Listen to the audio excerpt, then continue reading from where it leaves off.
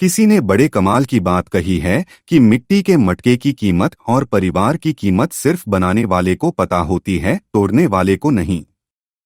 रामायण की एक छोटी सी कहानी, रामायण की एक छोटी सी कथा एक प्रसंग है जो बहुत कम लोगों ने सुना है। जब प्रभु श्री राम, माता सीता, भ्राता लक्ष्मण वनवास में थे तो अयोध्या में दुख छाया हुआ था और एक देर रात्रि को जब माता कौशल्या अपने महल के कक्ष में विश्राम कर रही थीं तो उन्हें आवाज सुनाई दी कि कोई ऊपर है। उनके कक्ष के ऊपर महल की छत पर टहल रहा है। एक दो बार उन्होंने ध्यान नहीं दिया, लगा कि शायद ऐसी ही आवाज सुनाई दी होगी।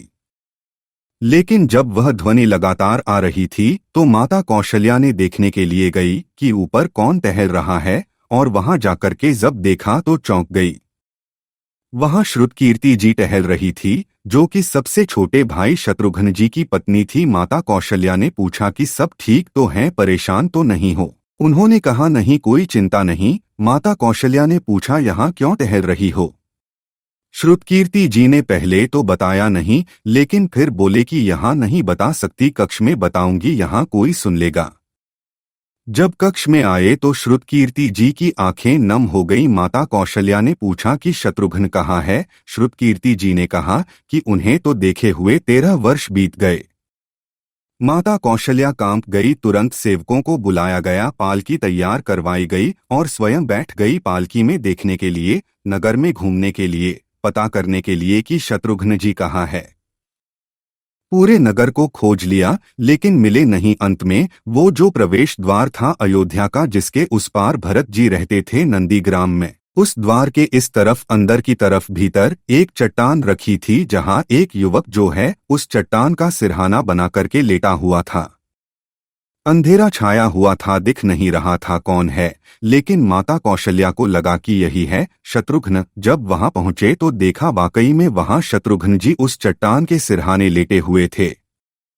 माता कौशल्या ने उन्हें जगाया तो अचानक से वो बोले प्रणाम करके कि माता आप यहाँ क्यों चली आई? किसी को भेज दिया होता, मैं स्वयं आ जाता। सब ठीक तो है महल में? माता कौशला ने कहा सब ठीक है, लेकिन तुम यहाँ क्या कर रहे? शत्रुघ्न जी चरणों में प्रणाम करके आंखें नम करके बोले कि मेरे पिताजी स्वर्ग सिधार गए, बड़े भैया वनवास में हैं, भाभी यानी कि मेरी माता वनवास में हैं, भ्राता लक्ष्मण वनवास में, और यहाँ तक कि भ्राता भरत भी सब कुछ त्याग करके कुटिया बना करके नंदीग्राम में हैं। क्या विधाता ने सारा सुख, सारा वैभव, सारा धन, ये संपत्ति, ये साम्राज्य, समृद्धि सब मेरे लिए छोड़ गए? क्या ये महल सिर्फ मुझे जो है यहाँ रहने के लिए भेजा गया है? इस महल, क्या ये महल सिर्फ मेरा है जब मेरे परिवार के सदस्य सब त्याग करके वन में हैं? तो मैं यह सुख कैसे भोग सकता हूँ? मुझे महल में क्षण भी नींद नहीं आती, वहां रुका नहीं जाता। माता में तो प्रति रात्रि, हर रात्रि को यहाँ आता हूँ। यही चट्टान में अपने प्रभु की भक्ति करते हुए मुझे थोड़ी सी नींद आ जाती, मुझसे महल में रुका नहीं जाता, मुझे वो महल सुहाता नहीं है। मैं बार बार विधाता को कहता हूँ कि मुझे वनवास क्यों नहीं मिल गया। माता कौशल्या बहुत सारा आशीर्वाद देने लगी और कहने लगी कि चलो चलते हैं महल में। शत्रुघ्न जी ने कहा माँ मुझे मेरा त्याग करने दीजिए। छोटी सी कथा है रामायण की जो ये बताती है कि रामायण जो है ये भोग की गाथा नहीं है, यह त्याग की गाथाएं हैं। दोस्तों, उम्मीद है आपको हमारा ये वीडियो पसंद आया होगा। इस वीडियो को लाइक और शेयर कीजिए और हमारी चैनल फैक्ट दुनिया को सब्सक्राइब करना मत भूलिए। तो मिलते हैं अगले वीडियो में एक और रोमांच की बातें लेकर। जय हिंद।